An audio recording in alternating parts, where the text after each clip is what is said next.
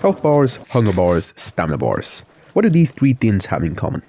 Well, they're all bars for one, but for two, they're all common components of some of your favorite games. They all give you vital information about the status of your in-game character, and yet find a way to fade both figuratively and sometimes literally into the background when you don't need their services. Only ever giving you a quick heads up.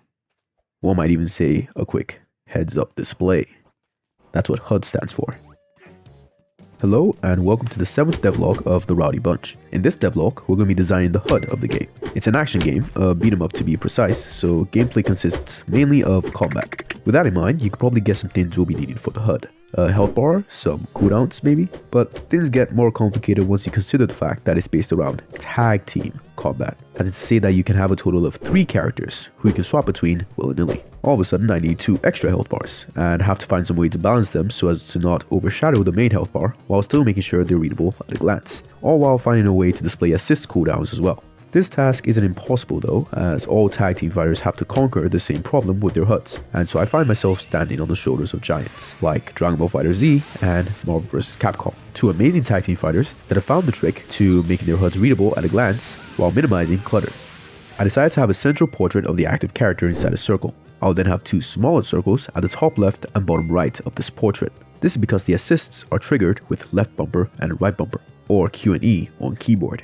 I will then have 1 big health bar for the active character, while 2 smaller health bars will display both above and below the main one, corresponding to the 2 inactive characters. Finally, a number display for the health bar of the active character, as well as a text field where the name of the active character would be displayed.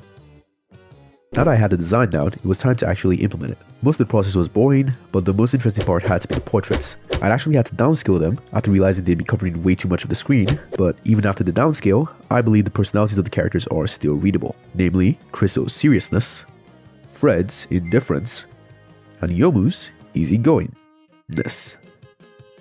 I also decided to have each character correspond to a certain color, which would serve as a quick way to tell which assist corresponded to which character at a glance. This color would also serve as the background of their portrait, as well as both the color of their signature cooldowns and their meter.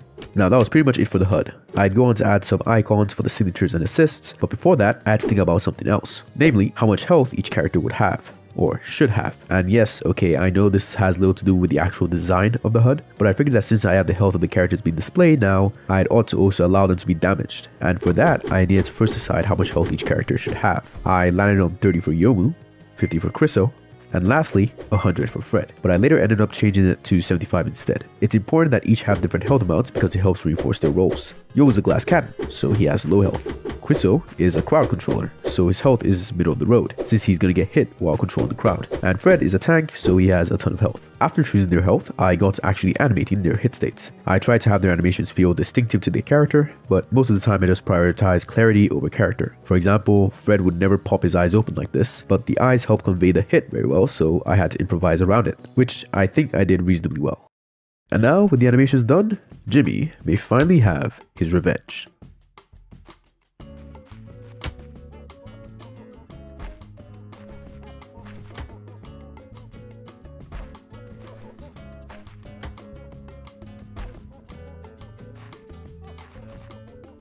Welcome to the end. Thanks for watching, by the way, I'd really appreciate it. I'd also appreciate it if you were to leave a like on the video or maybe you subscribe, but watching the video to the end is enough for me.